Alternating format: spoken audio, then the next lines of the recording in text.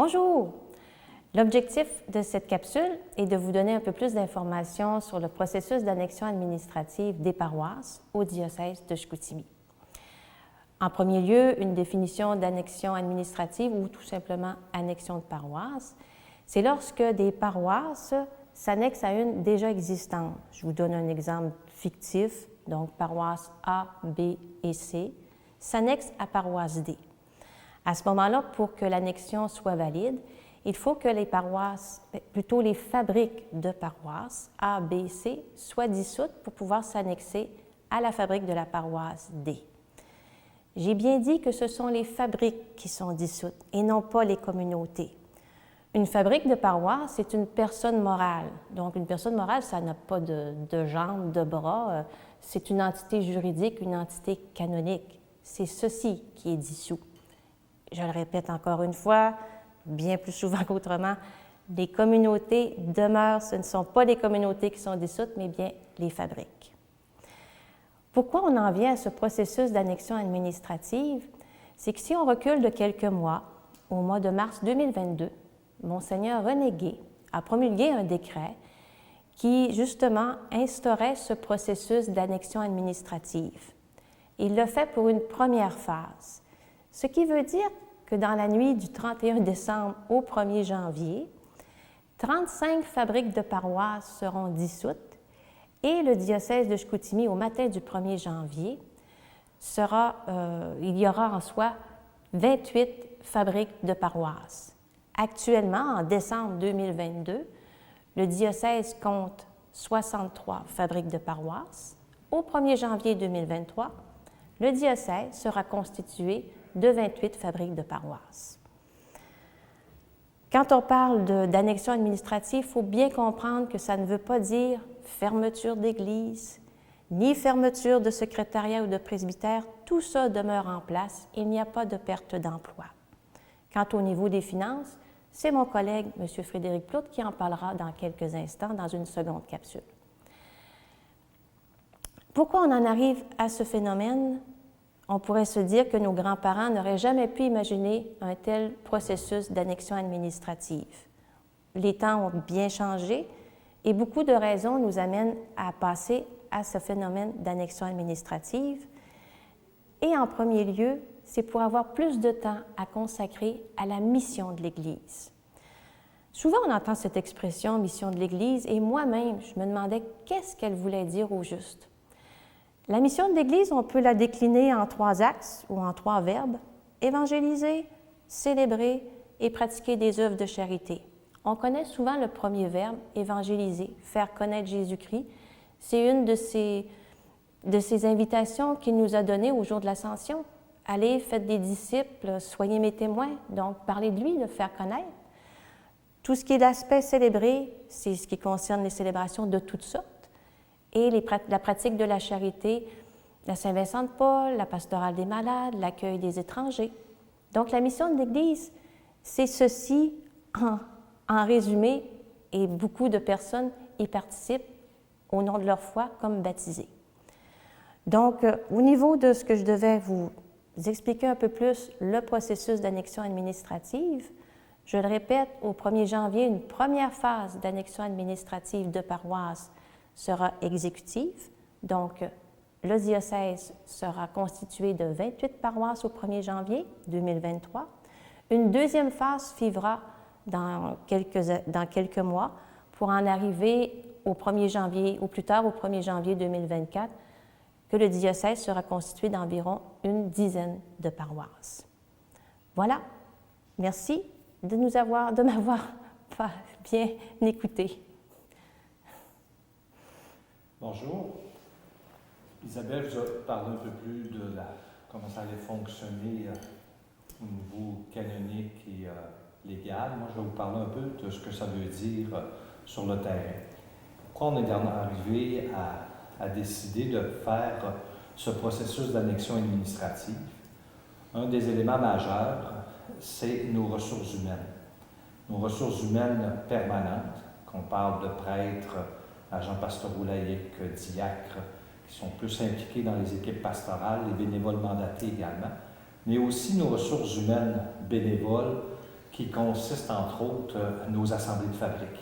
Donc, depuis un certain nombre d'années, on se rend compte que c'est de plus en plus difficile au niveau des assemblées de fabrique de combler les conseils de fabrique. Donc, de trouver 6 personnes plus un président pour assurer la gestion administrative. Et notre banque de bénévoles, on sait aussi qu'elle est vieillissante malheureusement, le renouvellement est plus difficile. Donc, il faut voir et regarder ce que ça veut dire pour le futur. C'est sûr que présentement, ce n'est pas encore dramatique, mais quand on se projette dans les 5 prochaines années, on voit que de ce côté-là, il y a un déclin important de nos ressources bénévoles. Donc, ça, c'est un des éléments importants. L'autre élément que je vous disais tantôt, c'est nos permanents. On sait que les fabriques, au niveau financier, là aussi, les revenus, malheureusement, diminuent. Donc, le fait d'être capable de rémunérer du personnel, tant pastoral que de bureau, de soutien, devient aussi un défi important. Donc, et également, au niveau de nos prêtres modérateurs, nous avons malheureusement de moins en moins de prêtres modérateurs. Nos prêtres aussi vieillissent, donc n'ont plus la capacité nécessairement d'assumer de grosses responsabilités. Donc, ce qui fait qu'au plus tard, septembre 2023, nous passerons à un prêtre modérateur pour la région du Saguenay et un prêtre modérateur pour la région du Lac-Saint-Jean.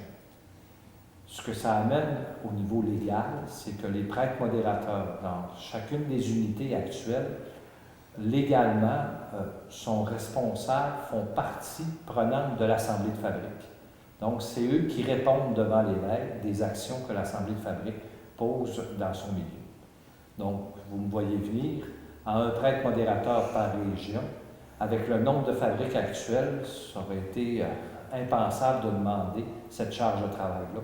Surtout ce que Isabelle vous a apporté tantôt, en disant qu'on veut aussi libérer notre personnel pastoral vraiment pour qu'il puisse travailler de plus en plus à la mission et pas juste à la charge administrative. Donc ça, c'est entre autres un élément très important qui a fait qu'on a décidé d'entrer dans ce processus d'annexion administrative important pour les 2 prochaines années. Vous allez dire, ouais, c'est pas facile, mais vous savez, on n'est pas tout seul comme diocèse. D'ailleurs, il y a plusieurs diocèses qui ont emboîté le pas depuis un certain nombre d'années. Nous, on a résisté tant qu'on pouvait, tant qu'on avait les ressources, mais on savait bien qu'un jour, ce serait un mal nécessaire, malheureusement, un passage obligé pour permettre d'alléger au niveau administratif. Pour cela, on a décidé de baliser les annexions administratives avec 2 éléments importants. Le premier élément, c'est que c'est un peu plus complexe, mais on pense que c'est plus gagnant pour toutes les communautés qui vont continuer de demeurer.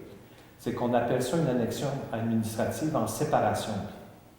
Donc, Isabelle vous a expliqué un peu le fonctionnement de l'annexion administrative, mais chaque communauté, de quelle façon on va le gérer, c'est que chaque communauté va continuer d'avoir ses revenus, ses dépenses et ses placements, si les communautés en ont, pour chacune de ces communautés. Donc, c'est pour ça qu'on appelle ça en séparation de biens.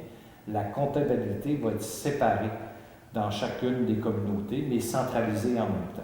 Donc, c'est un pas vers s'unifier ensemble pour mieux travailler au niveau administratif, mais en tenant compte que chaque communauté continue d'avoir leurs avoirs, mais aussi payer leurs dépenses et tout ça. Donc, ce processus de séparation de biens-là est là pour un minimum de 5 ans. Après 5 ans, dans chaque milieu, ils verront s'ils reconduisent ce processus ou qu'ils décident de faire autrement. L'autre élément important pour appuyer les nouvelles assemblées de fabrique qui ont un territoire plus grand à gérer. On est très conscient que qu'en diminuant le nombre de fabriques, le territoire s'agrandit pour la nouvelle assemblée de fabrique. Donc, il sera mis en place à partir de février 2023 des comités de gestion qu'on appelle, qui sera constitué soit d'anciens membres d'assemblées de fabrique qui n'ont pas continué sur la nouvelle assemblée de fabrique, et d'autres personnes. Donc, des comités de gestion qui peuvent être de 4, 5, 6 personnes, qui, eux, vont aider l'assemblée de fabrique dans chaque communauté locale à pouvoir plus gérer le quotidien. Donc, s'assurer que tout est là pour assurer la mission au niveau matériel et tout ça. Donc, ces comités de gestion-là vont être très précieux parce que ça va être des collaborateurs importants de l'assemblée de fabrique. Et c'est l'assemblée de fabrique qui va donner des mandats très précis à ces comités de gestion-là pour qu'ils puissent les aider dans chacun des milieux. Donc, voilà un peu comment vont s'articuler les annexions administratives dans notre diocèse avec ces balises. Et on est conscient qu'on ne possède pas la vérité, qu'il y aura des ajustements qui vont arriver au fur et à mesure qu'on va vivre l'expérience.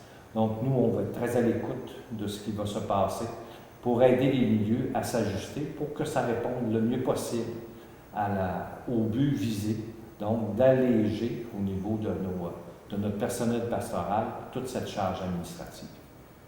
Donc, merci d'entrer dans ce processus-là avec nous, de nous aider à le réaliser, même si on sait qu'à travers ça, ça oblige des changements. Puis un changement, c'est normal, c'est toujours un peu dérangeant.